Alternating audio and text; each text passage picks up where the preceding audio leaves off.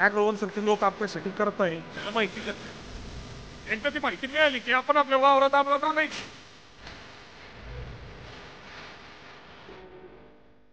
कुठलाही शेतकरी उत्पादित चांगलं यावं यासाठी प्रयत्न करतो. एक्झॅक्ट. प्रत्येक दुकानदार त्याला सांगत असतो की हे माझं रासायनिक खत वापर, हे माझं ऑर्गॅनिक वापर, त्याच्यामुळे तुझं उत्पादन चांगलं आहे. शेतकरी त्याच्यावर तो भावनिक असतो आणि आशा दाखवतो.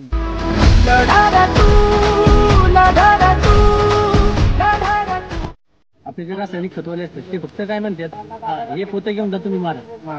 तर तसं तुम्ही इथे येऊन ते मारलंय का नाही, मागं लागून तुम्ही ते करून घेतलं हे महत्वाचं आहे.